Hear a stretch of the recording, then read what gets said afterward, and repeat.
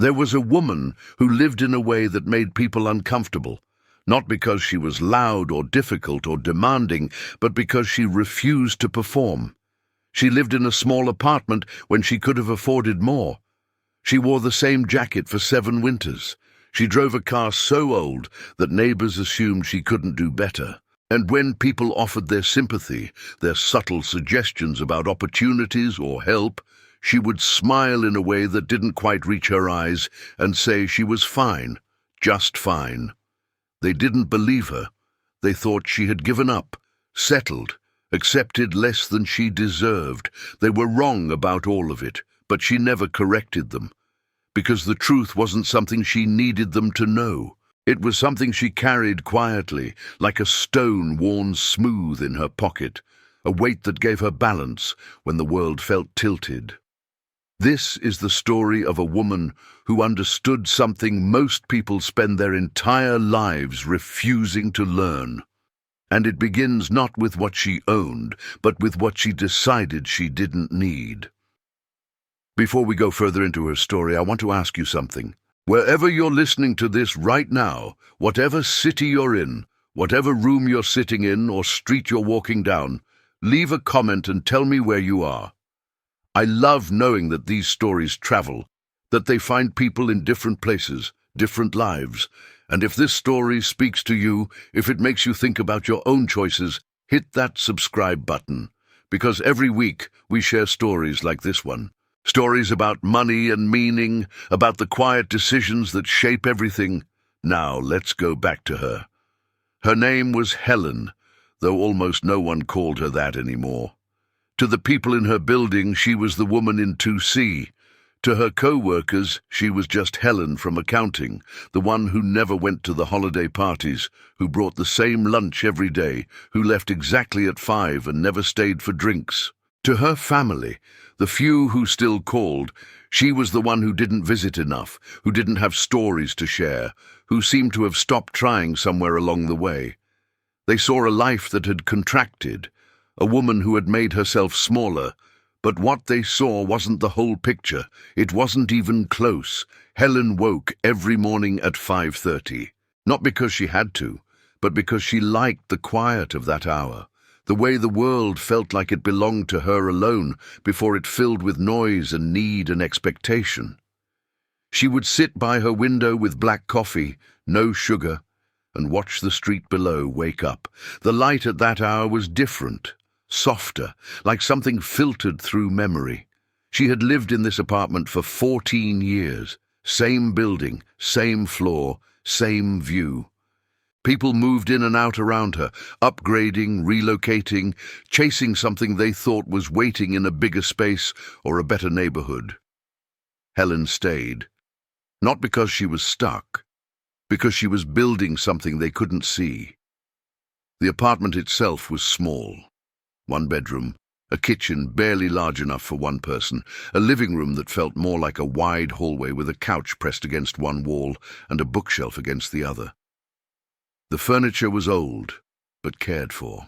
Nothing matched. The couch was a faded blue. The coffee table was dark wood with scratches that told stories she'd long forgotten. The lamp in the corner had been her grandmother's. It was the kind of space people apologized for. Helen never did. She knew exactly what it cost her every month, knew exactly how much less it was than she could afford, knew exactly where that difference went. Into envelopes, into accounts, into a future that existed only in numbers on a screen and a notebook she kept in the second drawer of her dresser, filled with careful handwriting and calculations that spanned years. Every morning, after the coffee and the quiet, she would shower in a bathroom with tiles that had been outdated when she moved in. The water pressure was weak, but it worked, and that was enough. She would dress in clothes that were clean and simple and completely unremarkable. Grey pants, black pants, a rotation of sweaters that all looked essentially the same. In winter, the brown jacket. In spring and fall, a lighter coat that zipped up the front. In summer, she wore the same 3 shirts, rotating them through the week. People noticed. Of course they noticed, but Helen had stopped caring what they thought about her appearance years ago. She had learned that the world measured you by what you displayed, and she had decided to display nothing at all. At work, she was efficient and invisible. She had been in the same position for 12 years, doing the same work, solving the same problems, fixing the same mistakes that other people made with numbers and dates and categories that should have been simple, but never were. She was good at it, good enough that no one ever questioned her work, good enough that she never had to explain herself or defend her methods. But she never asked for promotions, never applied for the positions that opened up in other departments, never went to the networking events or the leadership workshops or the team-building exercises that were supposed to make everyone feel connected and valued. She did her work, collected her paycheck, and left. And people assumed she lacked ambition, that she had plateaued, that she was one of those people who did just enough to keep their job and nothing more. They were right about the last part. She did just enough. Because doing more meant wanting more, and wanting more meant spending more, and spending more meant needing more, and needing more meant working more, and working more meant having less time for the only thing that mattered. Her freedom. The kind that didn't announce itself, the kind that looked like nothing from the outside, but there were moments when the mask almost slipped. When a co-worker would invite her to lunch and she'd say no thank you, and they'd press just this once, "Come on, you never come," and she'd feel the question underneath the invitation. "What's wrong with you? Why don't you want to be part of this?" And she'd feel the old instinct to explain, to justify, to make them understand. But she never did. Because the truth was too strange for most people, that she didn't want to spend $12 on a sandwich when she had food at home, that she didn't want to sit in a loud restaurant making small talk when she could sit in the break room with a book, that every dollar she didn't spend was a day closer to something they wouldn't understand even if she explained it. So she smiled and said, "Maybe next time," and they stopped asking, and after a while they stopped seeing her at all. She became part of the furniture, a fixture, someone who had always been there and always would be, reliable, boring, a little sad maybe, but harmless. If you're still listening to this, if you're wondering where this story is going, if you're starting to see parts of yourself or someone you know in Helen's choices, take a second and hit that like button. It helps more people find these stories. And trust me, this one is just getting started. Helen's colleagues didn't know that she owned her car outright, that she had bought it used 12 years ago with cash after saving for 2 years, and that every month she put what would have been a car payment into an account she never touched.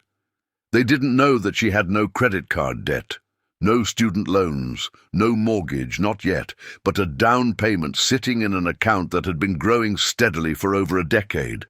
They didn't know that she had 6 months of expenses saved, then 9, then a year, then more.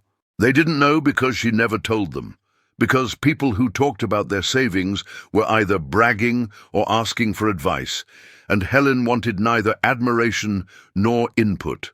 She wanted only to keep moving forward, quietly, without witnesses. The building where she lived was not in a fashionable neighborhood.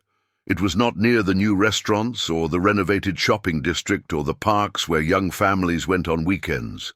It was 3 blocks from a grocery store with fluorescent lights and linoleum floors.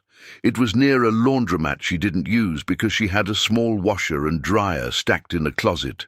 It was on a street where people parked cars that were older than hers and walked dogs that were mutts and carried groceries in reusable bags that had seen better days.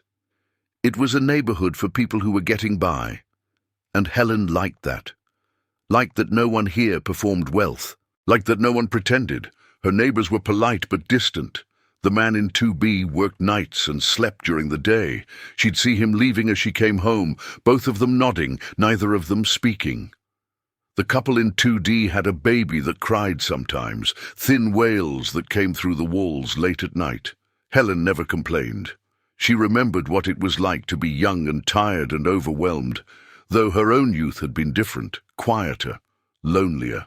The woman in 3C was older, maybe 70, And sometimes Helen would see her in the hallway, moving slowly with a cane, and Helen would hold the door or carry her groceries up the stairs, and the woman would thank her with the kind of gratitude that made Helen uncomfortable, as if small kindnesses were rare and remarkable.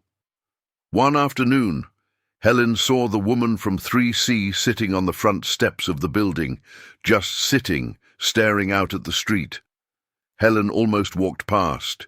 She had groceries. She had things to do, but something made her stop. Maybe it was the way the woman was sitting, very still, like someone waiting for something that wasn't coming. Helen set her bags down and sat beside her. Neither of them spoke for a minute. Then the woman said, "I used to have a house." Helen waited. 3 bedrooms, a yard. My husband and I bought it when we were young, paid it off, raised 2 kids there. She paused. Then he died, and the kids moved away, and the house was too big and too quiet and too expensive to keep up, so I sold it and moved here. She looked at Helen. People think I came down in the world. They feel sorry for me. But I don't miss it. The house, I mean. I miss him, but not the house.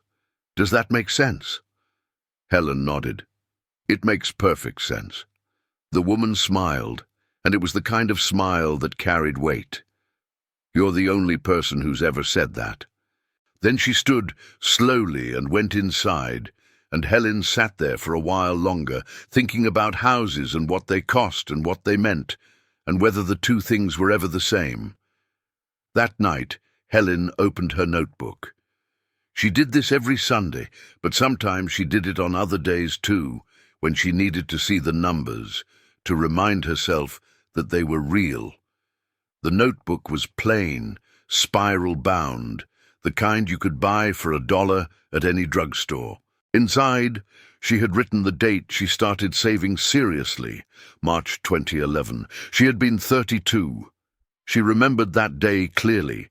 She'd been sitting in a coffee shop, a rare indulgence, and she'd overheard 2 women talking about their retirement accounts, their investments, their plans.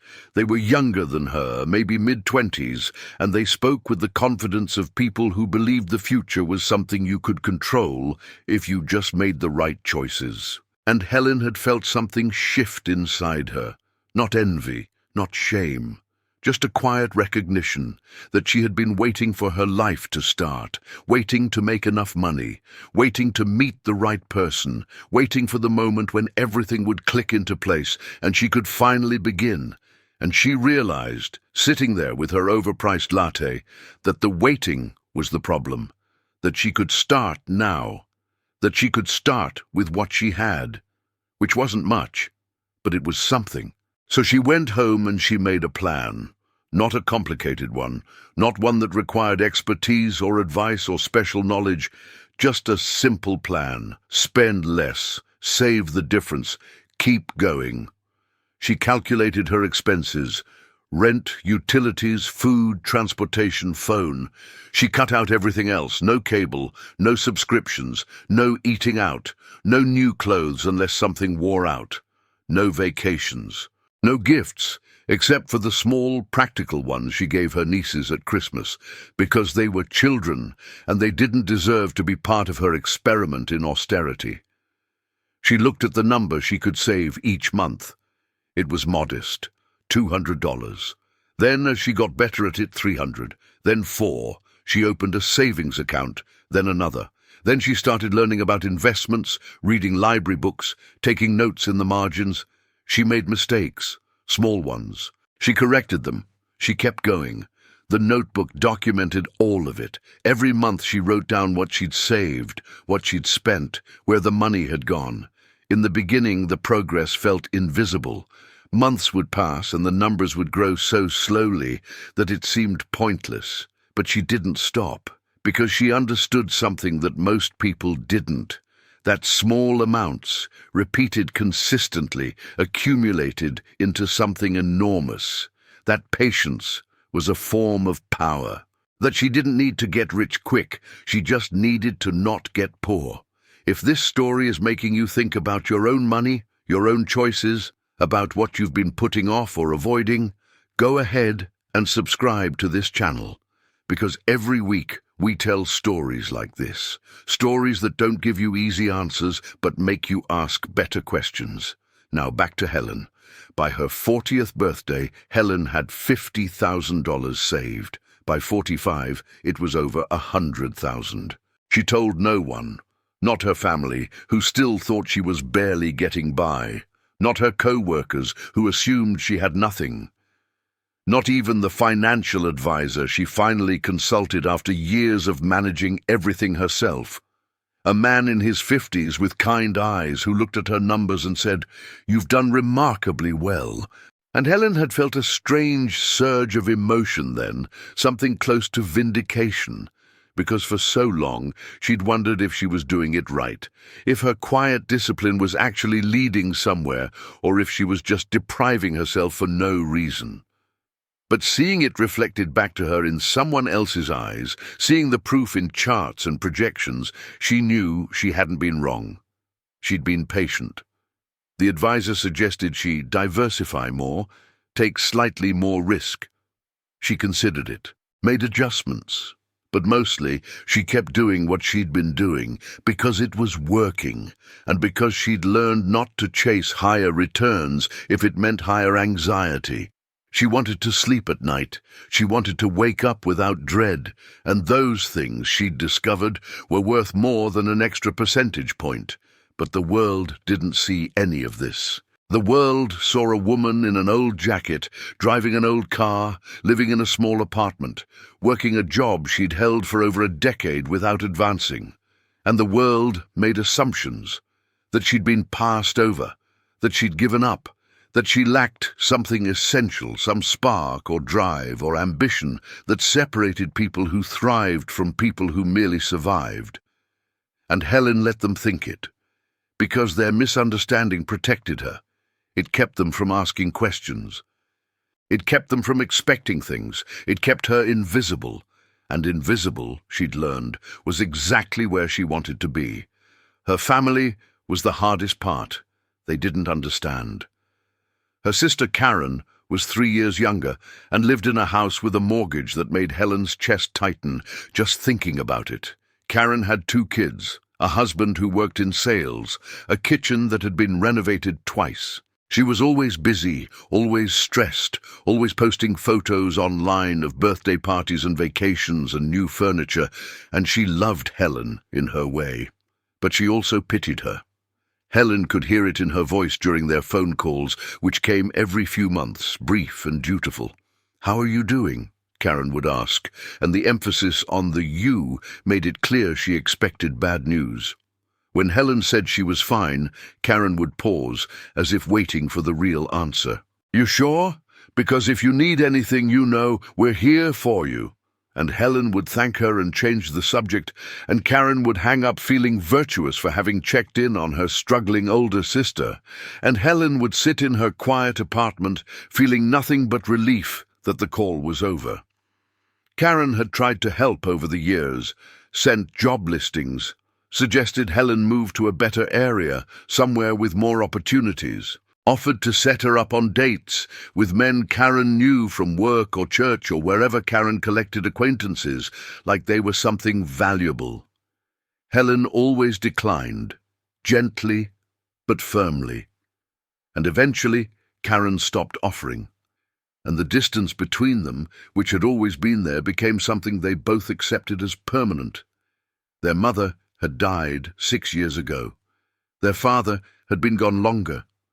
Helen had handled the estate, what little there was. Her parents had lived paycheck to paycheck their entire lives, generous and loving and completely incapable of saving money.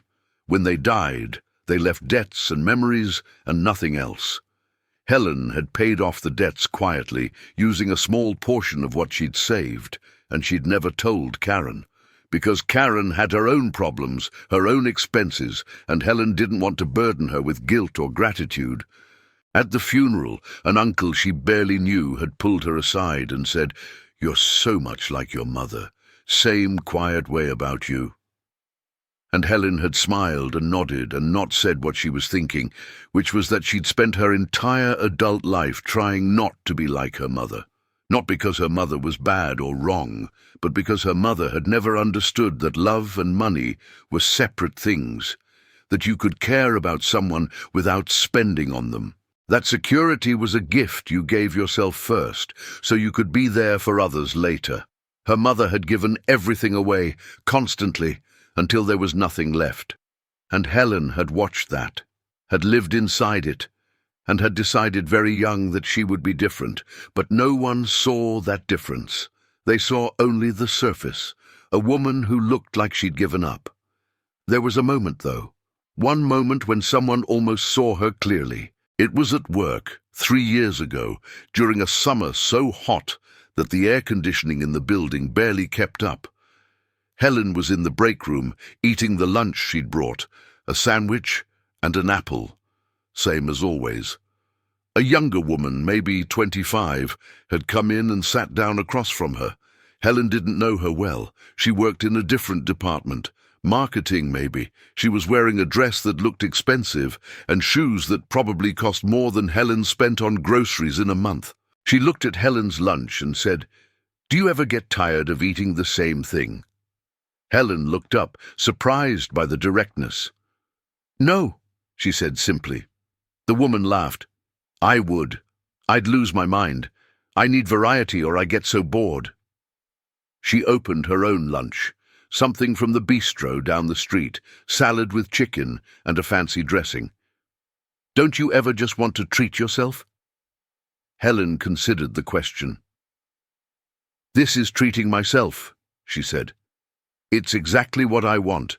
The woman looked at her like she'd said something in a foreign language. "Okay," she said slowly. Then she looked around as if checking to make sure they were alone. "Can I ask you something?" Helen nodded. "Do you like your job?" "It's fine," Helen said. "Just fine. It's stable. It pays well enough. I'm good at it. That's more than a lot of people have." The woman was quiet for a moment. Then she said, "I think I'm supposed to want more than fine. Like everyone's always talking about passion and purpose and finding work you love. But I don't love my job. I don't even like it most days. And I feel like I'm failing because I'm not obsessed with it." She looked at Helen, and there was something raw in her expression. "Does that make sense?" Helen set down her sandwich. "It makes perfect sense," she said. "Most people don't love their jobs. They just pretend they do because it's easier than admitting they're doing it for the money. And there's nothing wrong with that. Work is work. If it paid nothing, most of us wouldn't show up. But somewhere along the way, we all started acting like work was supposed to be our identity, our calling. And if it wasn't, we were doing something wrong." She paused. "But work is just one part of life. It doesn't have to be everything." The woman stared at her. "Wow," she said quietly. "I've never heard anyone say that before." "That's because most people are lying," Helen said. "To you and to themselves."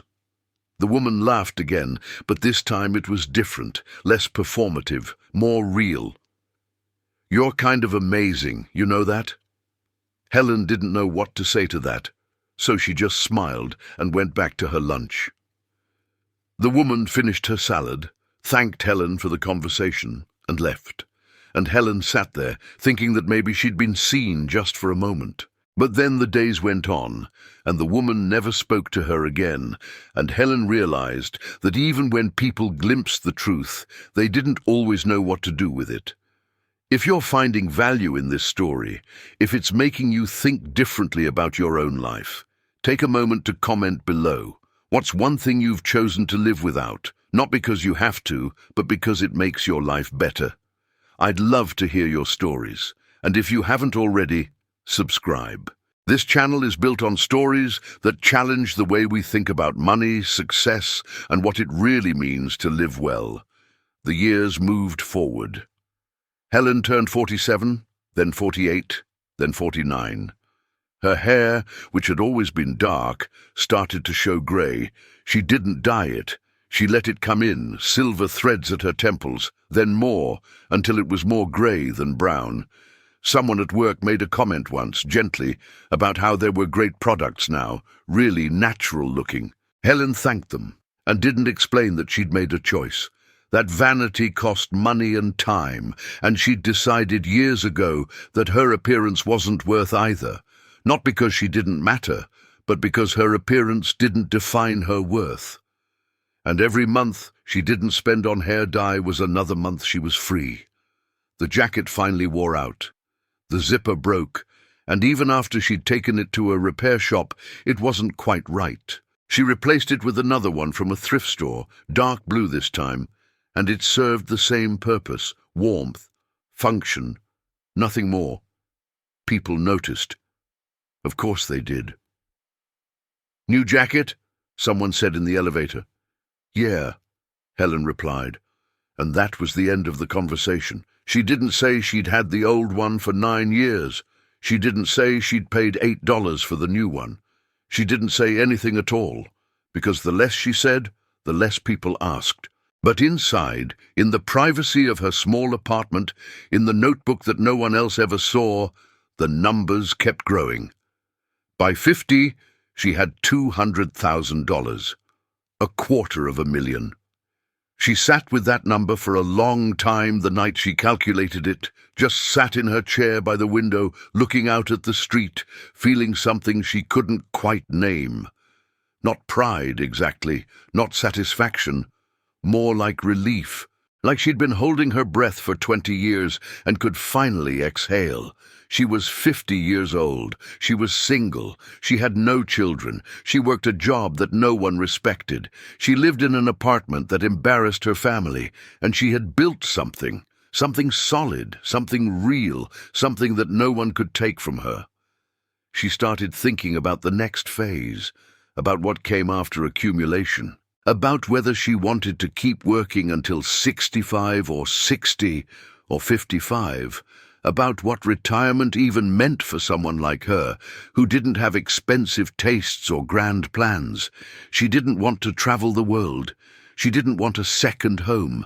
She didn't want a boat or a luxury car or any of the things people were supposed to want. She just wanted time to read, time to walk, time to sit by her window in the morning without having to rush. Time to exist without the constant pressure of earning, spending, needing, wanting. Time to be still. She did the calculations. If she kept working for 5 more years, she could retire at 55. Not lavishly, but comfortably. She could live on her savings and the small pension from work. She could stay in this apartment or one like it. She could continue the same simple life she'd been living, except without the job. And that thought, that possibility, filled her with something close to joy, because most people worked until they were 65 or older, driven by necessity or fear or the belief that more was always better. But Helen didn't need more. She needed less, and that was her advantage. But telling people was impossible, because how do you explain to someone drowning in debt that you're retiring early? How do you tell your sister, who's constantly stressed about money, that you've been quietly building wealth while living like you're broke? How do you admit that you've been pretending to struggle when you've actually been fine the whole time? You don't. You keep it to yourself, and you let them think what they think. 5 more years, she thought. I can do 5 more years. And then something happened that changed everything. It was a Tuesday in October. Helen was at work reviewing a spreadsheet when her phone rang. Unknown number. She almost didn't answer, but something made her pick up. A woman's voice, professional, asked if she was Helen Travers. Helen said yes. The woman identified herself as calling from a law firm. Helen's heart sank. She assumed it was a scam. But the woman continued. I'm calling regarding the estate of Margaret Louise Brennan. Our records indicate you're her niece. Helen froze. Margaret, her mother's older sister. Aunt Margaret, who Helen hadn't seen in over 20 years, who'd moved to Arizona after her husband died, who'd sent Christmas cards for a while, and then stopped. I'm sorry to inform you that Miss Brennan passed away last month. She named you as the beneficiary of her estate. Helen barely heard the rest of the conversation. She agreed to call back. She hung up. She sat very still. Aunt Margaret was dead. And she'd left Helen something. Helen had no idea what. She hadn't even known Margaret was sick. They'd lost touch so completely that Helen couldn't remember the last time they'd spoken. Maybe a decade ago, maybe longer. She felt a strange guilt, like she should have known, should have reached out, should have been there. But she also knew that distance was a choice both people make, and Margaret had been just as silent as Helen. Over the following weeks, Helen learned the details. Margaret had never remarried. She had no children. She'd lived modestly in a small house in Tucson, and she'd left everything to Helen. The house, which the lawyer explained could be sold, some savings, a life insurance policy. When the final numbers came in, Helen sat in her apartment with the paperwork spread across her coffee table and felt like the floor had dropped out from under her. The total inheritance was just over $300,000. She didn't cry. She didn't celebrate. She just sat there looking at the numbers, trying to understand what this meant. She'd been so close to her goal, so close to being able to walk away on her own terms, and now, suddenly, she had more than enough. She could retire now, today, this moment. She could quit her job, live on her savings and this inheritance, and never work another day unless she wanted to. The realization was dizzying. She was 50 years old and financially independent, and no one in her life had any idea. That night she called Karen. She hadn't planned to, but the weight of the secret felt suddenly too heavy to carry alone. Karen answered on the third ring, sounding distracted, kids in the background. "Hey, can I call you back? It's crazy here right now." Helen almost said yes, almost let her go, but instead she said, "I need to tell you something." Karen must have heard something in her voice, because the noise in the background faded. "What's wrong? Are you okay?" "I'm fine," Helen said. "I just found out that Aunt Margaret died, and she left me some money." There was a pause. "Oh my God. Margaret? I didn't even know she was sick. How much?" Helen hesitated. Then she said, "A lot.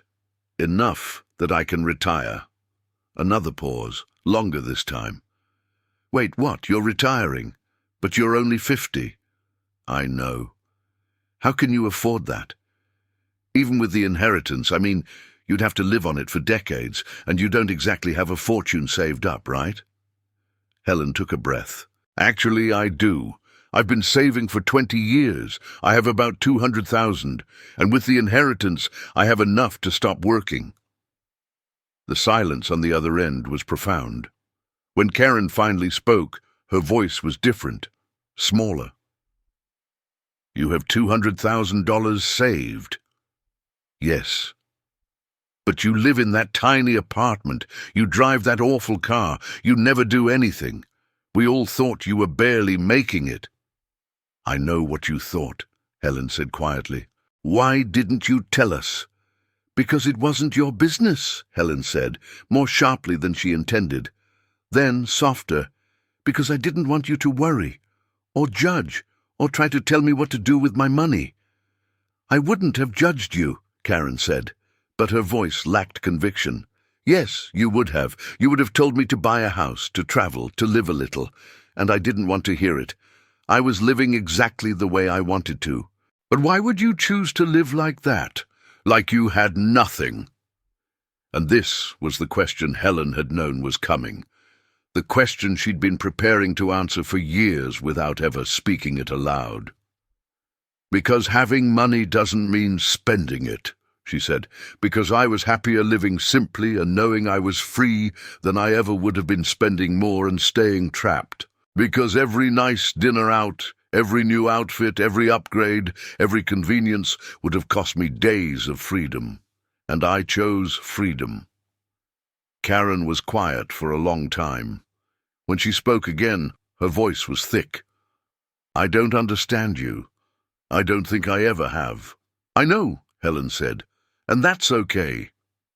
They talked a little more, but the conversation felt hollow. When they hung up, Helen knew something had shifted between them. Not broken, exactly, but changed. Because Karen now knew the truth, and the truth made Helen's choices look like a judgment of Karen's, which maybe they were, not intentionally, but inevitably. Because if Helen could live on so little and be fine, what did that say about Karen's need for more? Helen didn't call anyone else. She processed the paperwork for the estate. She arranged for the house in Arizona to be sold. She met with her financial advisor again, and together they restructured her investments to generate income rather than growth. And then, on a Friday in late November, she walked into her manager's office and gave her notice. 2 weeks. She was retiring. Her manager stared at her. "Retiring? But you're not even 60 yet." "I'm 50, Helen said, "and I'm ready to stop. Did you get another offer? Because if it's about money, we might be able to—" "It's not about money," Helen said. "I'm just done." And she was. 2 weeks later, she cleared out her desk, said goodbye to people she'd worked with for years but never really known, and walked out of the building for the last time. She felt lighter than she had in decades, not because the work had been terrible, it hadn't, but because it had been a means to an end, and the end had finally arrived. If this story is resonating with you, if you're realizing that maybe you've been chasing the wrong things or making yourself smaller to fit someone else's idea of success, let me know in the comments. And if you want more stories like this, real stories about real people making unconventional choices with money, subscribe to this channel because we're just getting to the best part. The first few weeks of retirement were strange. Helen had imagined she'd feel euphoric, liberated, transformed. Instead, she felt unmoored. For 20 years, her life had been structured around work, the alarm, the routine, the destination. Without it, the days felt shapeless. She woke up at 5:30 out of habit, then realized she didn't have to, then woke up anyway because her body wouldn't let her sleep. She sat by the window with her coffee and watched people leave for work and felt like a ghost, like someone who'd slipped out of the world while everyone else kept moving through it. She tried to fill the time. She read, but she'd always read, and now it felt less like leisure and more like a way to avoid the question of what she was supposed to be doing. She walked, long walks through the neighborhood and beyond, and that felt better, more purposeful. She liked the rhythm of it, the way her thoughts could unfold without interruption. She went to the library and sat for hours, just sat, watching people come and go, students studying, parents with toddlers, older men reading newspapers.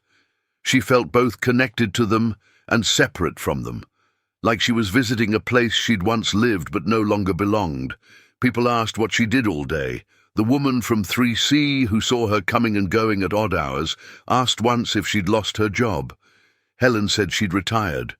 The woman looked surprised. "You're so young, though."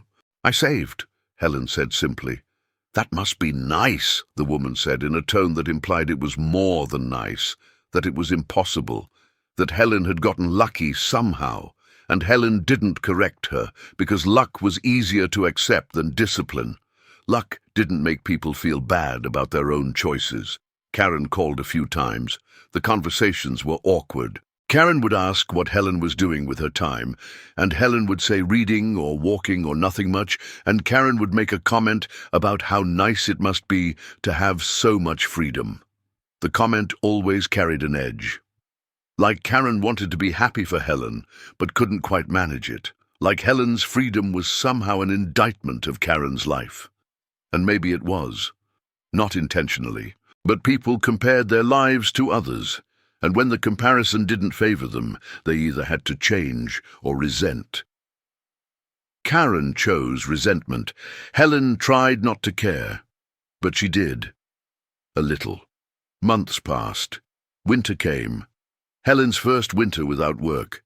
The days were short and cold, and sometimes she'd spend entire afternoons in her apartment, wrapped in a blanket, reading or just looking out the window at the grey sky. She didn't feel lonely. She felt something else, something harder to name, like she was waiting for her life to begin, even though it had already begun. even though this was it. She'd achieved her goal. She was free. And freedom, she was learning, was quieter than she'd expected, less dramatic. It didn't feel like an arrival, it felt like a long exhale. She started volunteering, just a few hours a week at the library, helping people with the computers, shelving books. It gave her a reason to leave the apartment, a way to feel useful without being used. The librarians were kind, the patrons were grateful, and Helen liked the simplicity of it. Helping someone figure out how to print a document or find a book about gardening felt more meaningful than most of what she'd done in 20 years of office work, because it was direct, immediate, real. One day, a young woman came in looking lost, early 20s maybe. She was holding a stack of papers and looked like she'd been crying. Helen approached her gently. "Can I help you with something?" The woman looked up. "I need to use the computer to apply for jobs, but I don't really know how, and I only have an hour before I have to go to my other job." Helen led her to an open computer. "Let's get you set up." For the next hour, Helen helped her create a resume. The woman had no formal work history, just a series of part-time jobs at restaurants and retail stores. She dropped out of college after one semester because she couldn't afford it. She was living with a friend, working 2 jobs, barely making rent, and she was tired. Helen could see it in her eyes, the kind of tired that comes from waking up every day, knowing you're running as fast as you can, just to stay in place. When they finished, the woman thanked her. "You're really good at this. Do you do this for a living?" "I used to do accounting," Helen said, "but I'm retired now." The woman looked at her surprised. "You don't look old enough to retire," Helen smiled. "I started saving early." "I wish I could save," the woman said, "but I can barely pay my bills. There's never anything left." Helen wanted to say something helpful, something that would make a difference, but she knew from experience that advice was useless to people who were drowning. What they needed was air, not instructions on how to swim better. So instead she said, "It's hard, especially when you're starting from nothing, but small things add up, even $5 a week. It sounds like nothing, but it's something, and something is always better than nothing." The woman nodded, but Helen could tell she didn't really believe it. How could she? When you're working 2 jobs and still broke, $5 feels like a joke. But Helen knew it wasn't. She knew because she'd been there. Not quite that precarious, but close enough. And she knew that the difference between where she was now and where that young woman was had nothing to do with talent or luck or even work ethic. It had to do with circumstances, yes, but also with one critical decision. To live below her means no matter what. And that decision was available to almost anyone, but most people couldn't see it, couldn't accept it, because it required giving up the appearance of success. And most people would rather struggle while looking successful than be secure while looking poor. The woman left, and Helen sat at the computer for a while, thinking about how fragile everything was, how easily a life could tip from stable to desperate. How many people were one missed paycheck, one medical bill, one car repair away from catastrophe, and how her own stability was built on years of saying no. No to dinners out, no to vacations, no to new clothes and new cars and bigger apartments, no to all the things that made life easier or prettier or more comfortable in the moment, because she'd understood, even when she was young, that the moment was less important than the future. And that the future arrived whether you prepared for it or not.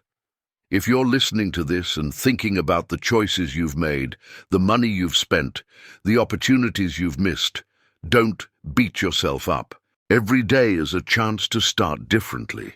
Leave a comment and tell me what's one thing you're going to start doing today that your future self will thank you for. And if you're getting something out of this story, hit that like button and subscribe. We're heading towards something important here.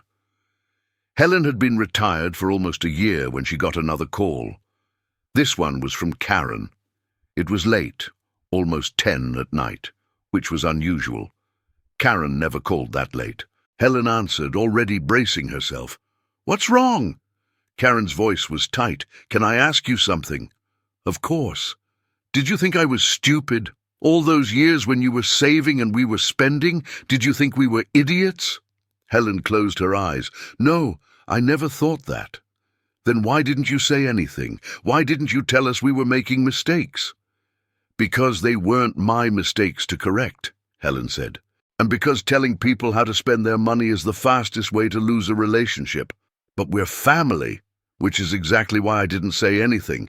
Karen, you and Tom have a life you chose. A house, kids, experiences, those things cost money. And you decided they were worth it. I decided differently. That doesn't make either of us wrong." "But we're drowning," Karen said, and now her voice broke. "We refinanced the house last year, and we thought it would help, but it didn't. And Tom's commission is down, and Ella needs braces, and Jake wants to do this travel soccer thing that costs a fortune, and I don't know how we're going to pay for it all. And meanwhile, you're just sitting there, retired at 50, with no worries, and I can't help feeling like you knew something we didn't, and you just let us figure it out the hard way." Helen was quiet for a long time. Then she said, "I did know something you didn't. I knew how to say no. To myself, to other people, to expectations. And I knew how to be uncomfortable with other people's judgments. But Karen, you couldn't have done what I did. Not because you're not smart enough or disciplined enough, but because you wanted different things. You wanted the house. You wanted the kids to have opportunities. You wanted to live in a nice neighborhood, and those are legitimate wants. But they cost money. And you can't have everything. No one can. You have to choose. I chose security over comfort. You chose comfort over security, and now we're both living with the consequences of those choices." "So what am I supposed to do now?" Karen asked, and she sounded so young, so lost. "I don't know," Helen said honestly. "I can't fix this for you, but I can tell you that it's not too late to start making different choices. Cut where you can, say no where you have to, and give yourself some grace. You're not failing. You're just human." Karen was crying now. "I'm so tired." "I know." They talked for a while longer, and when they hung up, Helen felt something she hadn't felt in a long time.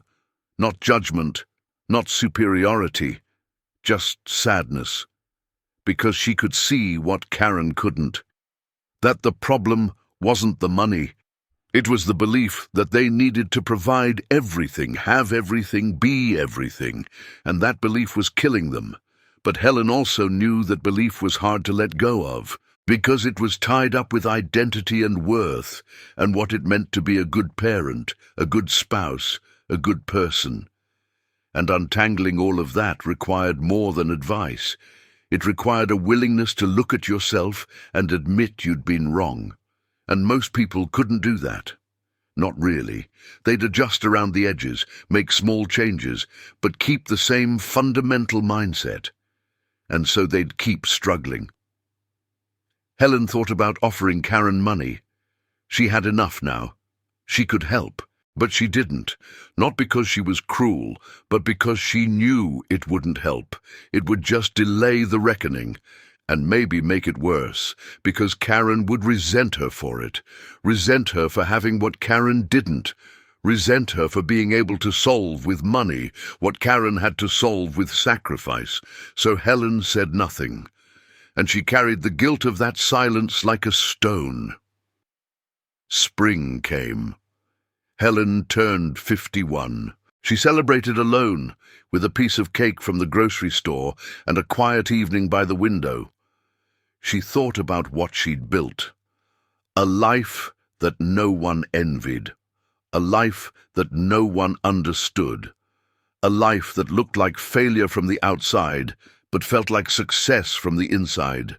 And she wondered if that was enough, if living for yourself, by your own values, with your own definitions of success, was enough to justify the loneliness that came with it. She'd been alone for most of her life. By choice, mostly. She'd had relationships years ago, but they'd never worked out. Men wanted things from her: time, attention, emotional labor, money. And Helen had learned that relationships were expensive in more ways than one. So she'd stopped trying. And people assumed she was sad about it, that she wished she had someone, that she was lonely. But she wasn't.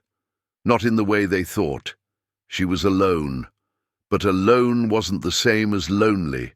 Alone was peaceful. Alone was simple. Alone meant she only had to take care of herself. Still, there were moments when she wondered what it would have been like to have someone to share this with. Not the money, necessarily, but the accomplishment, the quiet victory of building something solid. But then she'd remember that most people didn't understand, that even if she'd had a partner, they probably would have wanted to spend more, live bigger, enjoy the money while they had it. And Helen would have felt torn between their desires and her own, so maybe alone was better, simpler, cleaner.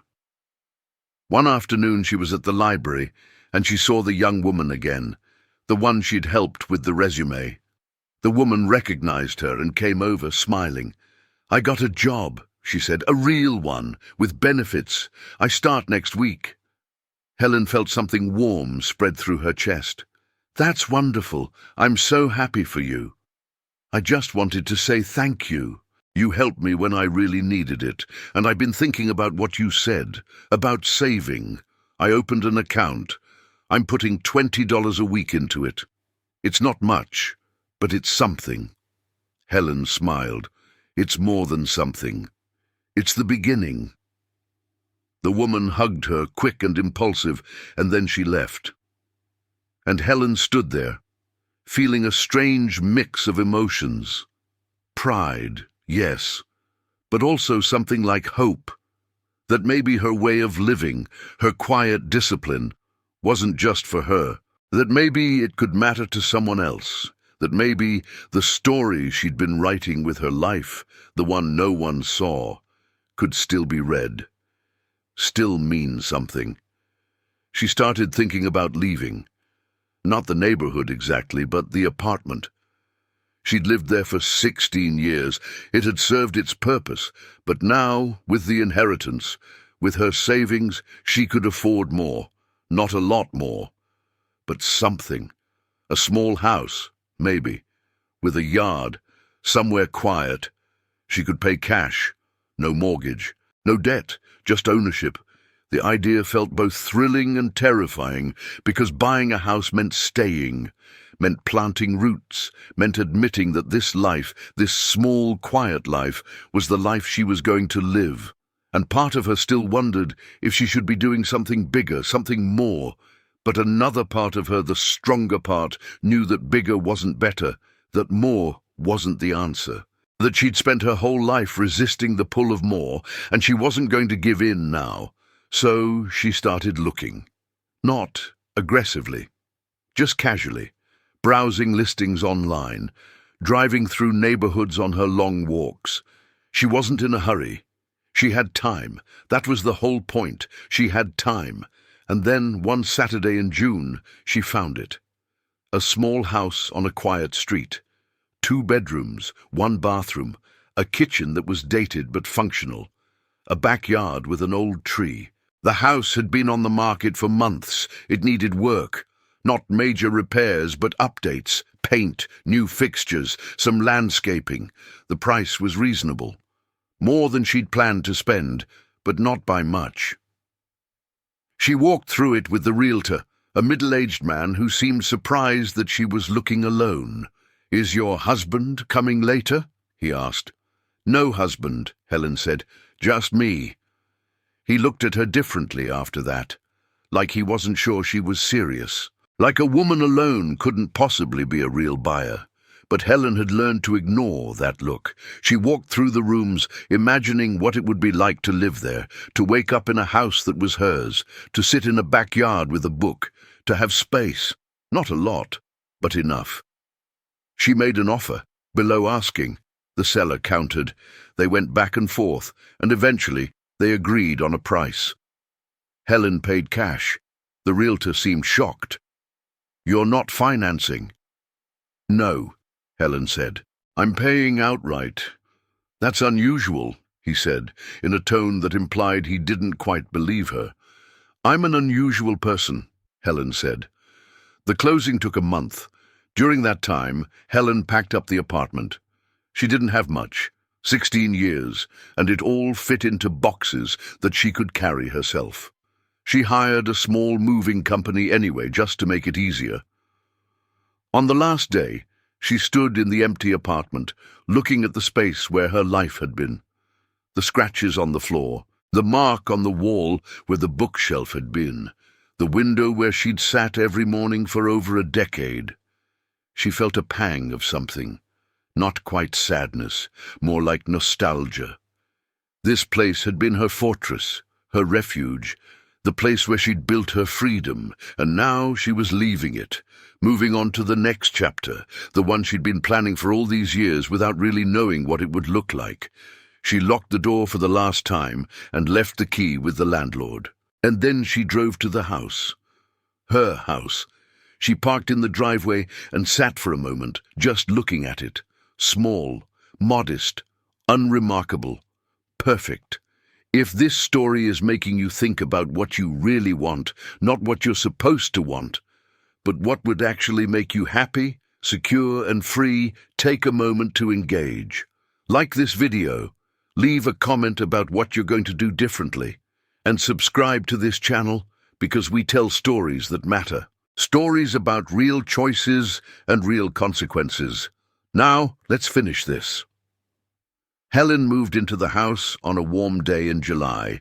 She unpacked slowly, taking her time, arranging things the way she wanted them. The furniture from the apartment looked smaller in the house, but she didn't mind. She'd buy more eventually, when she needed it. No rush. She set up her bedroom with the old bed and the dresser that had been her grandmother's. She put the couch in the living room, the coffee table in front of it, the lamp in the corner. She set up the bookshelf in the second bedroom, which she decided would be her reading room, a space just for books and quiet and thinking. The backyard became her favorite place. She bought a chair, nothing fancy, just a simple wooden chair, and she'd sit out there in the evenings, watching the sky change colors, listening to the birds. She'd lived in the city for so long, surrounded by noise, that the quiet of the neighborhood felt almost foreign at first. But she adjusted. She always adjusted. That was one of her strengths, the ability to adapt, to make the best of whatever circumstances she found herself in. And these circumstances were good, better than good. They were exactly what she'd wanted. Neighbors introduced themselves. An older couple next door, retired teachers, friendly but not intrusive. A family across the street with young children who played in the yard and waved when they saw her.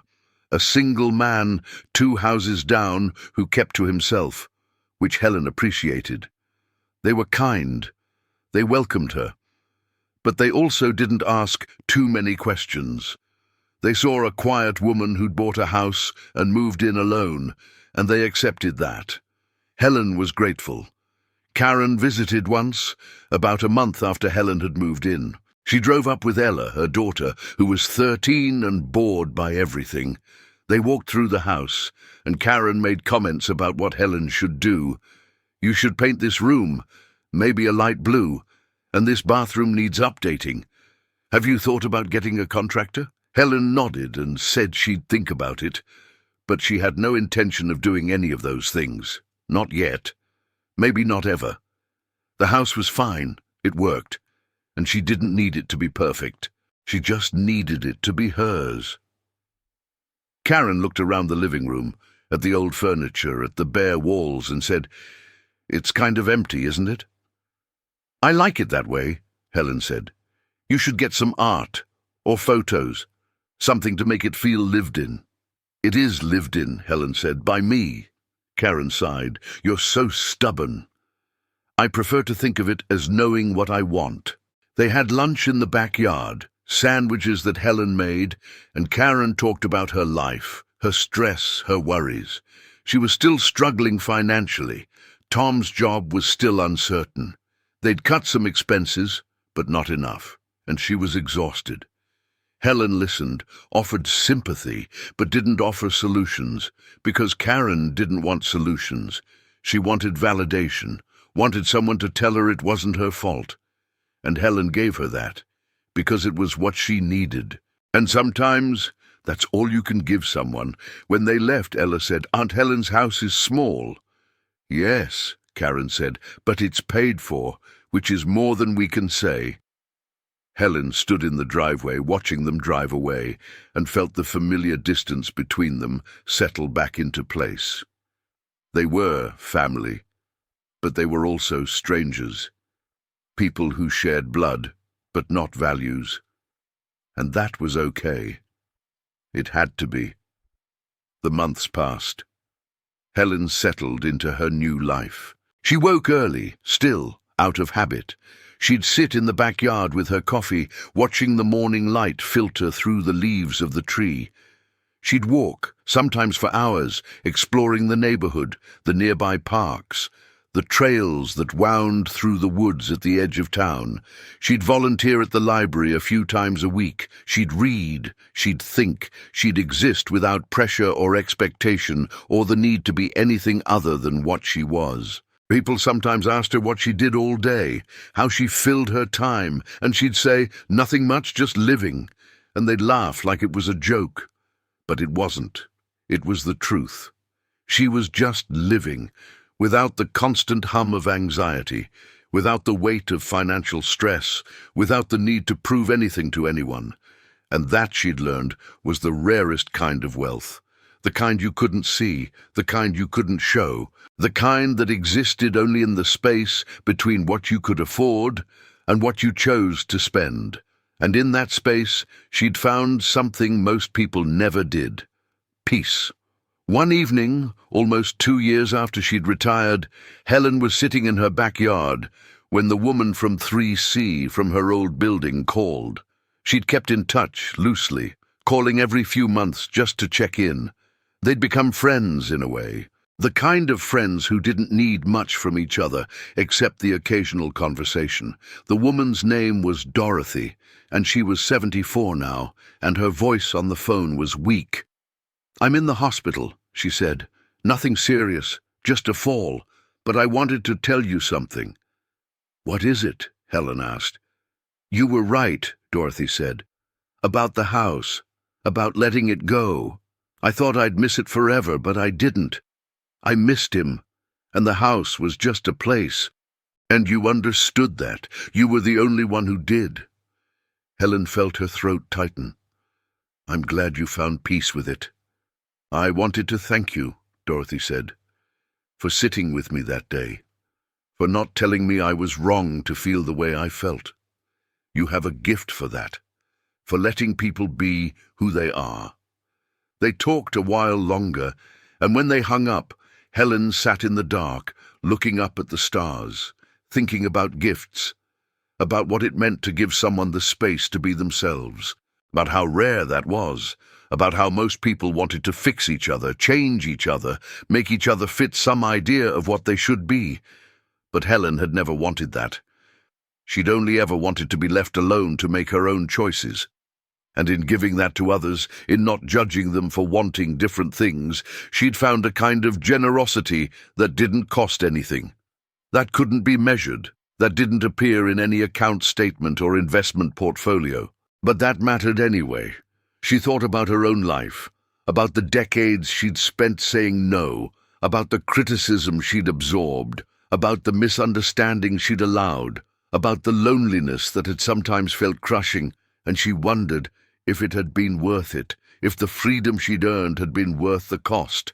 And the answer, she realized, was yes, not because the freedom was perfect, not because her life was without regrets, but because it was hers. Because she'd built it deliberately, brick by brick, choice by choice. Because when she woke up in the morning, she didn't dread the day. She didn't feel trapped. She didn't feel used. She felt quiet and calm and free. And that was everything. She started writing, not for publication, not for anyone else, just for herself. She'd write in the mornings, sitting at a small desk she'd set up in the reading room, and she'd document her thoughts. Her reflections on money and life and the strange path she'd taken. She wrote about her parents and their generosity and their poverty. She wrote about the moment in the coffee shop when she decided to start saving. She wrote about the years of discipline, the judgment she'd faced, the isolation she'd chosen, the inheritance that had changed everything and nothing. She wrote about Karen and Dorothy and the young woman at the library. She wrote about the house and the backyard and the tree and the quiet. She wrote because it helped her understand, because it made the story real, because it turned years of silent choices into something coherent, something whole. One day, she wrote, "Most people think freedom means doing whatever you want, but that's not freedom. That's just impulse. Real freedom is having choices, and choices require resources. Time, money, energy. And you can't have resources if you spend everything you get. You have to hold something back. You have to save. You have to protect your future self, because your future self is the one who'll live with the consequences of what you do today, and if you don't take care of them, no one else will." She read it over and thought, yes, that's it. That's what she'd been trying to say all along. Not that spending was wrong. Not that people shouldn't enjoy their lives, but that there was a cost to everything, and you had to decide what you were willing to pay. And she'd decided long ago that she wasn't willing to pay with her freedom, and so she'd paid with other things, with comfort, with status, with connection sometimes, and those payments had hurt, but they'd been worth it, because now, at 53, she woke up every day knowing she didn't owe anyone anything, not a boss, not a bank, not even herself. She'd paid her dues. She was free. Helen lived in the house for 5 more years before she made another big change. She was 58, and the house felt too big now, even though it was small. She didn't need 2 bedrooms, didn't need a yard, didn't need space. She needed simplicity. So she sold the house at a profit and moved into a small condo in a building for people over 55. 1 bedroom, 1 bathroom, a balcony with a view of the hills, a community with a pool she never used, and a gym she occasionally visited. It was perfect, smaller than the house, smaller than the apartment had been. And she loved it, because it was exactly enough. She still volunteered at the library, still took long walks, still read and wrote and thought. She had friends now, other women in the building who met for coffee or cards or just conversation. They were like her in some ways. Women who'd lived quietly, who'd made their own way, who'd learned that you didn't need much to be happy. They didn't talk about money exactly, but they talked around it. About budgets and sales and deals and the satisfaction of making something last, and Helen felt seen in a way she never had before. Not judged, not pitied, just understood. Karen called less now. Her kids were grown. Tom had finally gotten a better job. They'd refinanced again and consolidated their debts and were slowly, painfully digging themselves out. They'd probably never be secure the way Helen was, but they'd survive, and maybe that was enough for them. Helen didn't know. They'd grown so far apart that they barely knew each other anymore, but that was okay. Some relationships weren't meant to last. Some were just meant to teach you something and then let you go. Helen turned 60, then 65, then 70, and still, she lived simply, still saved what little she spent, still made her coffee at home and brought her lunch and wore the same jacket until it wore out, not because she had to, but because the habit was too ingrained, because it was who she was, and because she'd learned that changing your circumstances didn't change who you were. If anything, it revealed it. showed you what you valued when you didn't have to value anything. And what Helen valued was quiet, and space, and time. And the knowledge that she'd done it herself, that she'd built a life that no one had given her, that she'd earned her freedom the only way it could be earned, by refusing to sell it for comfort. When Helen was 72, she sat on her balcony one evening, watching the sun set over the hills, and she thought about the woman she'd been at 32, sitting in that coffee shop, listening to those young women talk about retirement, feeling that shift inside her, that recognition. The memory was so clear it could have been yesterday, though 40 years had passed. She could still see the table, the way the afternoon light came through the window, the condensation on her cup. She could still hear the confidence in those young voices, the certainty that the future was something you could plan for, control, shape. And she remembered her own silence, the way she'd sat there, invisible to them, just another woman in her 30s, with nothing remarkable about her. They had no idea they'd changed her life. They probably didn't even remember that conversation. But Helen did. She'd carried it with her for 4 decades. She wanted to tell that younger version of herself that it would work, that the plan she was about to make, the plan that would require decades of discipline and sacrifice and loneliness, would actually work, that she'd make it, that she'd be okay, more than okay, that she'd be free.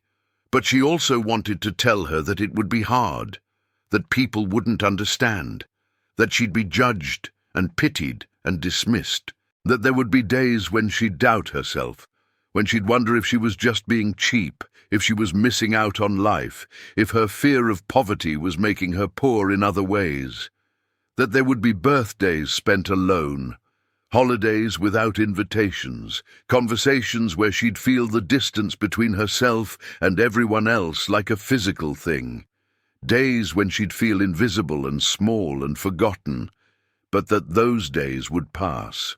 And that on the other side, there would be mornings like this one, quiet mornings, peaceful mornings, mornings where she didn't owe anyone anything, where she could just be. The sun was lower now, casting long shadows across the balcony. Helen pulled her sweater closer. It was the same sweater she'd worn for 5 years, soft and grey, with a small hole near the hem that she'd mended twice. She'd learned to mend things. Not because she couldn't afford to replace them, but because mending was a form of care, a way of saying that things had value beyond their newness, that use didn't mean worthless, that wear was just evidence of time, and time was all any of us had. A woman from down the hall walked past, heading toward the elevator. Helen recognized her, but didn't know her name. They'd exchanged hellos a few times, polite and distant. The woman was younger, maybe early 60s, and she always looked tired, always rushing, always on her phone, always somewhere else, even when she was here. Helen wondered about her sometimes, wondered what kept her so busy, what she was working toward, whether she'd ever get there, wherever there was. But she never asked. People's lives were their own, their choices were their own, and judgment, Helen had learned, helped no one.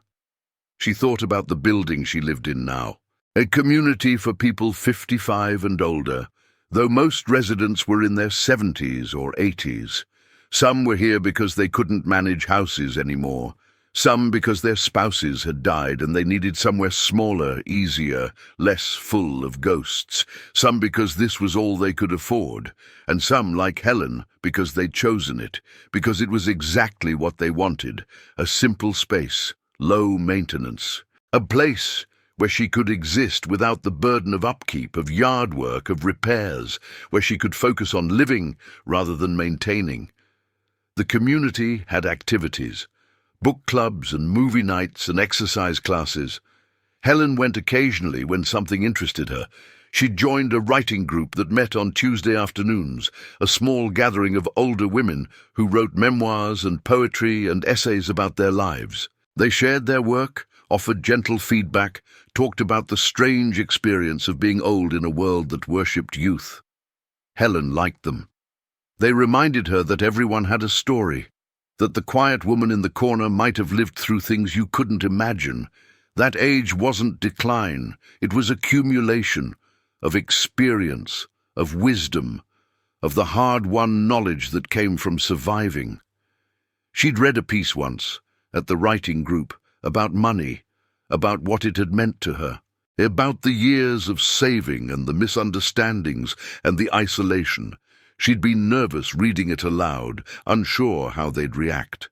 But when she finished, there was silence.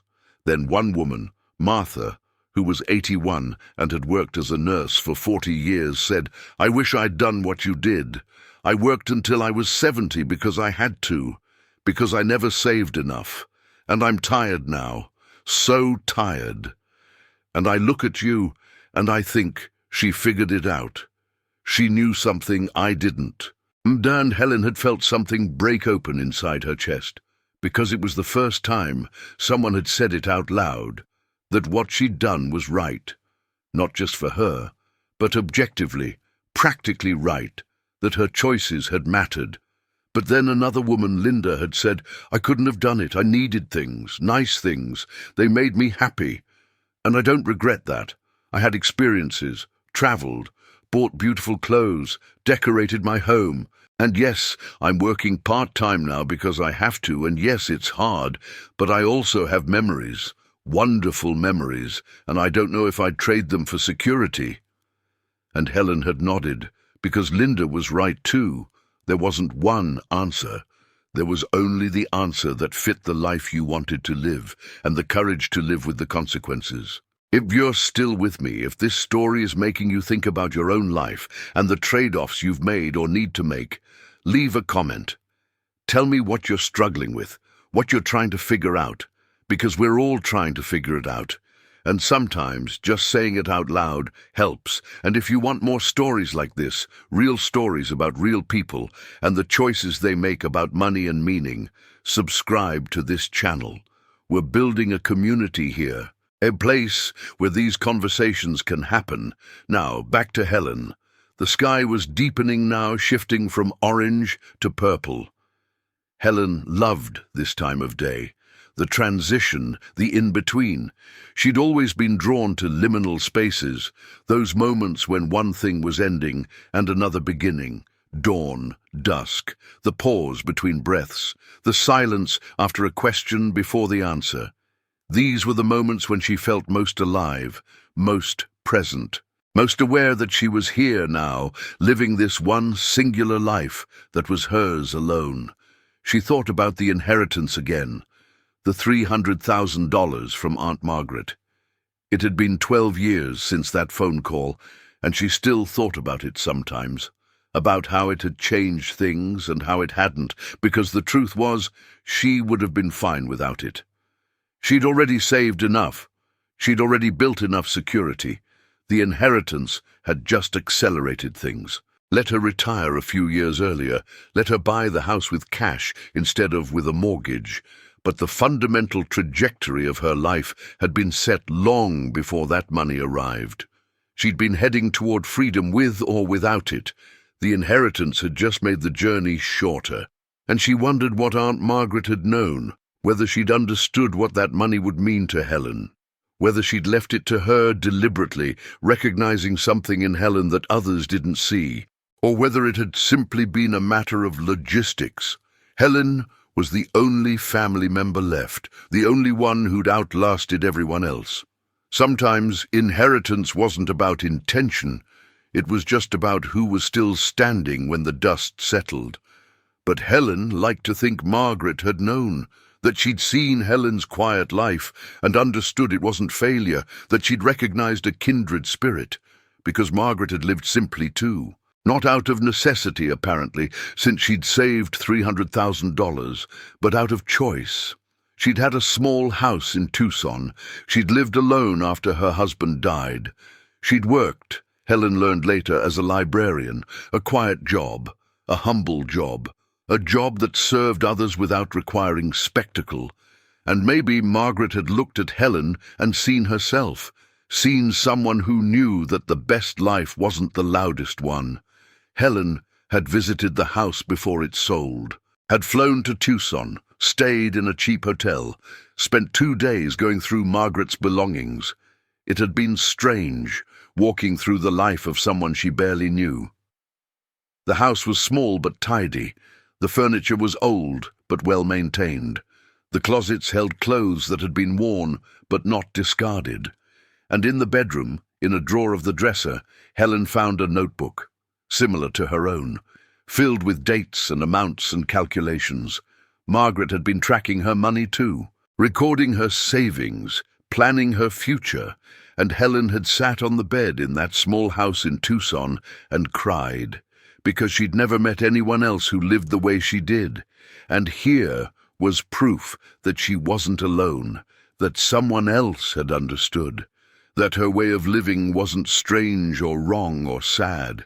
It was just different, and different was okay. She'd kept the notebook, brought it home with her, put it on her shelf next to her own. 2 women, 2 lives, 2 versions of the same quiet discipline. And sometimes, when Helen felt alone, when she wondered if she'd wasted her life on a goal that didn't matter, she'd take down Margaret's notebook and read through the entries.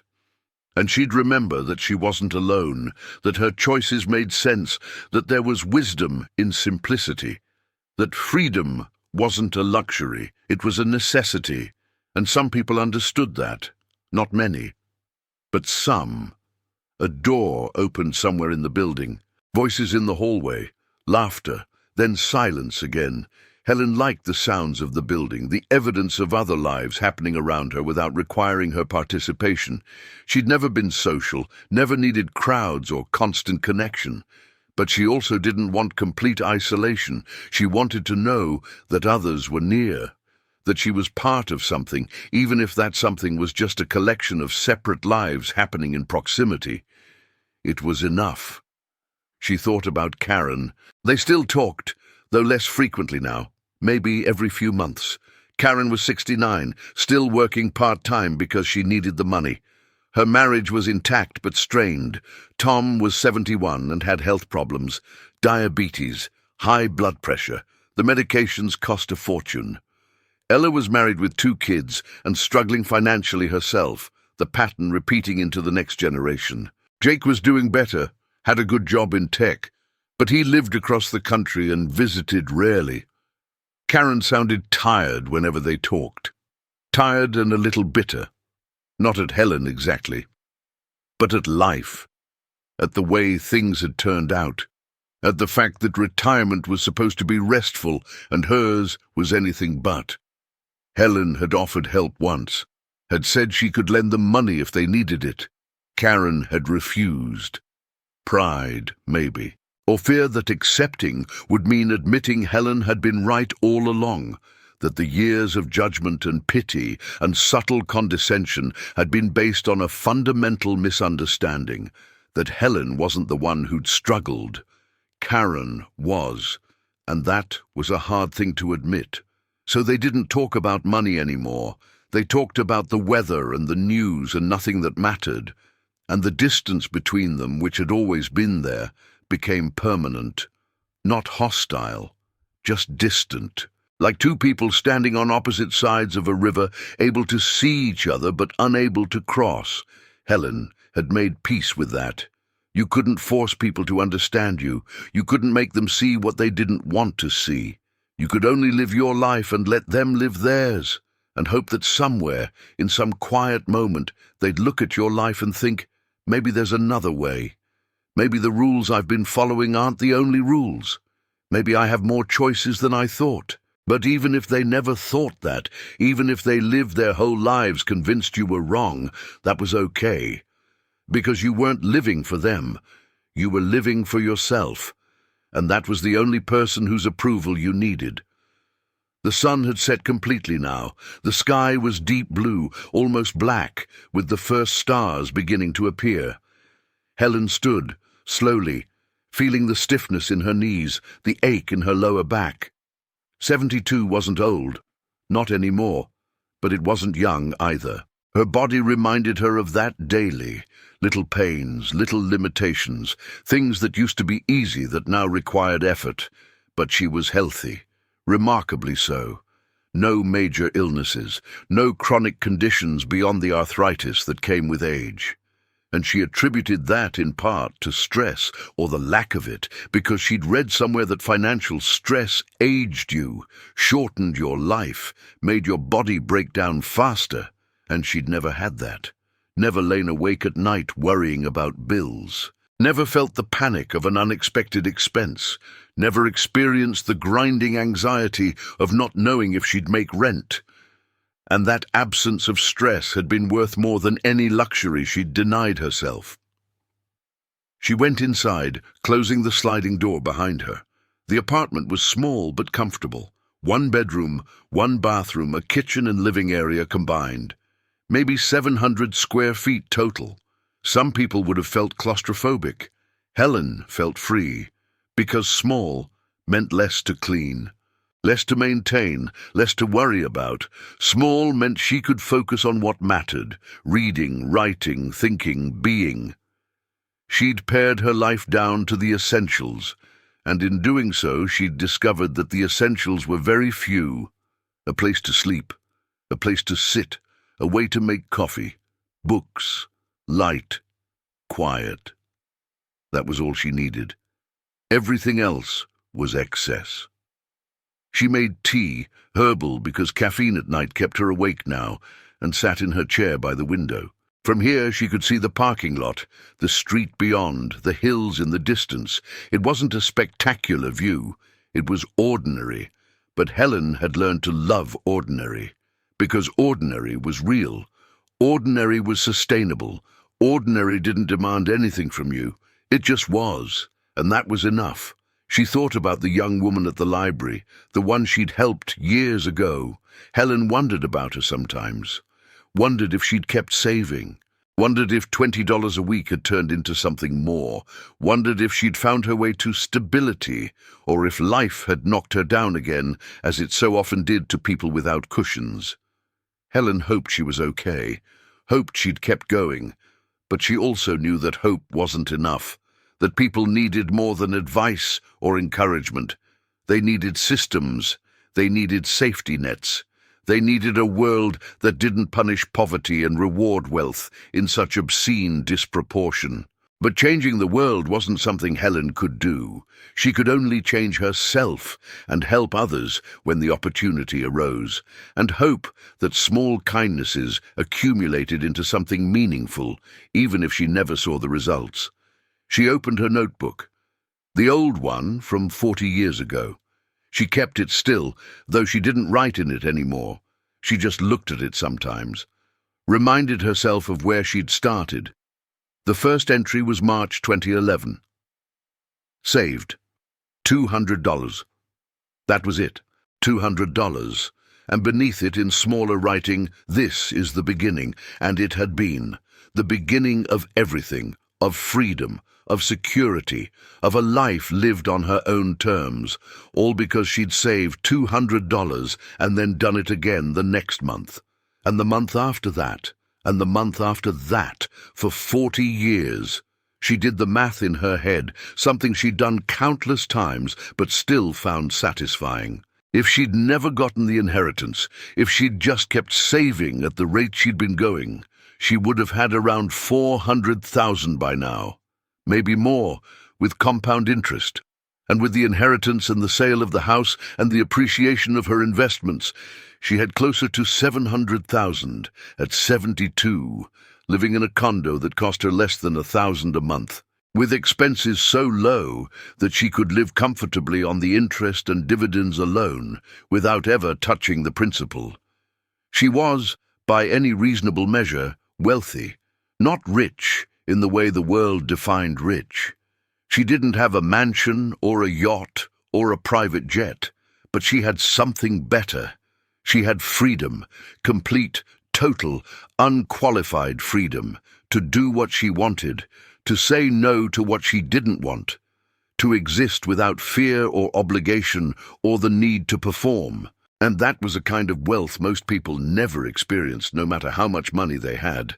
Take a moment, if you're still listening, and think about what wealth means to you. Not what you've been told it means, not what social media or advertisements or your neighbors say it means, but what it actually truly means to you. Is it a number in a bank account? Is it a house? Is it freedom? Is it time?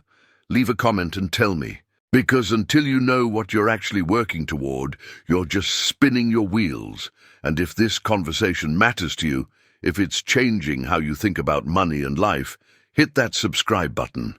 Because we're going deeper. Helen had lived below everyone's expectations, and that had been the point, because expectations were just another form of debt. And she'd refused to carry them. She'd lived her life for herself, by her own rules, with her own definitions of success. And in doing so, she'd found something most people never did. Not wealth, exactly, but security. Not happiness, exactly, but contentment. Not recognition, but peace. And as the sun had dipped below the hills earlier, painting the sky in shades of orange and pink, Helen had smiled, because she'd done it. She'd lived the life she'd wanted to live. And no one could take that from her. Not time, not age, not death. It was hers. And it had been enough. More than enough. It had been everything. But sitting here now, in the quiet of her small apartment, with the tea cooling in her hands and the notebook open on her lap, Helen realized something else. Something she'd never quite articulated before. That her life hadn't just been about saying no. It had also been about saying yes. Yes to mornings by the window. Yes to long walks. Yes to books. Yes to silence. Yes to simplicity.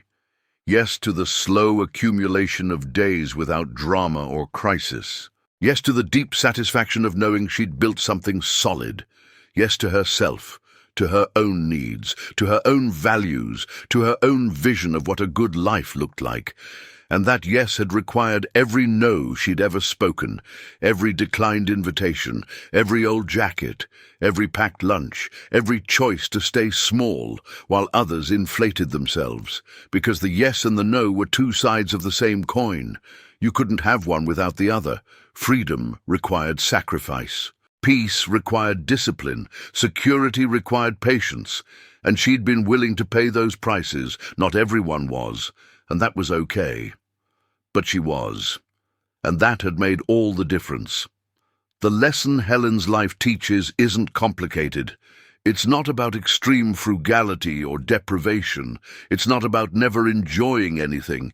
It's about understanding that every choice has a cost, that spending money today means having less freedom tomorrow, that the world will pressure you to perform wealth, to display success, to live up to expectations, and that you can say no. You can choose differently. You can live below the radar, below the expectations, below the judgments. And in that space, in that quiet space, where no one's watching and no one cares, you can build something real, something solid, something that belongs to you alone. Most people never learn this. They spend their lives chasing more, better jobs, bigger houses, nicer cars, more impressive vacations, and they work until they're 65 or 70 or longer, driven by debt and fear and the belief that they have no choice. But they do. They always did. They just couldn't see it, because seeing it would require admitting that they'd been wrong, that they'd spent years building a life that looked successful but felt like a trap. And that's a hard thing to admit. It's easier to keep going, to keep pretending, to keep telling yourself that someday, when you make a little more, when the kids are grown, when the house is paid off, when retirement finally comes, then you'll be happy, then you'll be free. But someday never comes, because the goalposts keep moving, because enough is never enough, because the game is rigged to keep you running until you can't run anymore.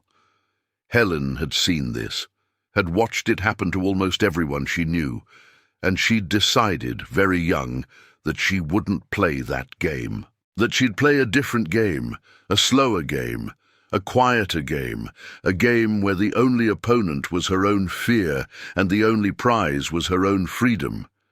And she'd won. Not spectacularly, not in a way anyone would make a movie about, but definitively, completely, she'd won. But if you're listening to this, and if some part of you recognizes yourself in Helen's story, then maybe you can see it. Maybe you can see that you have more power than you think, that you can start today. Not with grand gestures or dramatic changes, but with small ones, with saying no to one thing you don't really need, with putting $20 a week into savings, with choosing to live a little below your means instead of a little above them, with building a buffer between you and disaster, with protecting your future self, because that's what this is really about. Not money, not wealth, but care. Caring enough about your future self to make sacrifices today. Caring enough about your freedom to pay the price for it. Caring enough about your peace to refuse the things that would destroy it. Helen understood that, and she lived it. Every single day for 40 years, through doubt and judgment and loneliness and misunderstanding. Through years when she wondered if she was crazy. Through moments when she felt like she was the only person in the world who saw things clearly. Through the temptation to give up, to give in, to just be normal and do what everyone else did. She resisted. She stayed the course. She kept saving, kept choosing freedom over comfort, kept building toward a future she could only imagine.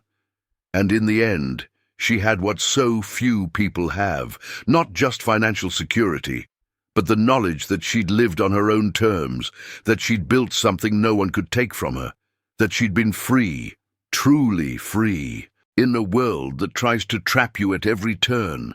And that's the real lesson, not how to save money, not how to invest, not how to retire early, but how to live in a way that protects what matters most: your time, your choices, your peace, your life.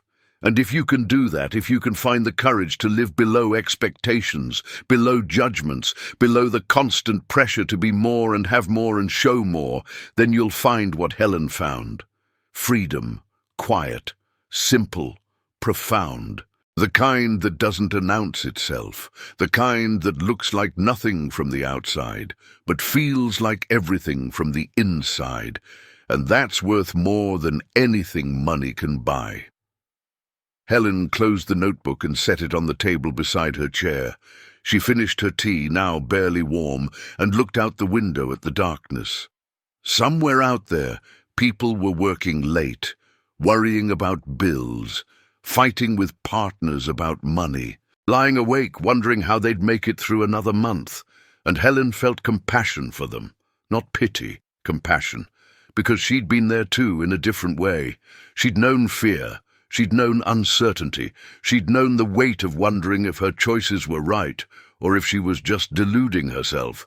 But she'd kept going, and they could too, if they wanted it badly enough, if they were willing to pay the price, if they could see past the performance and focus on the substance, if they could let go of what others thought and focus on what they needed. It was possible. She was living proof. One woman, one life, one long, quiet journey from fear to freedom. And if she could do it, others could too. She stood, turned off the lights, and walked to her bedroom. Tomorrow she'd wake early, sit by the window, watch the street come alive, and she'd be grateful for the quiet, for the peace, for the life she'd built, for every choice that had brought her here, for every sacrifice that had purchased her freedom, for every moment of discipline that had accumulated into decades of security. And she'd know, with absolute certainty, that it had all been worth it. Every single moment, every single choice, every single no that had made room for the deepest yes of all, the yes to herself, to her life, to her freedom. And that was everything she'd ever wanted, and more than she'd ever hoped for, and exactly what she deserved.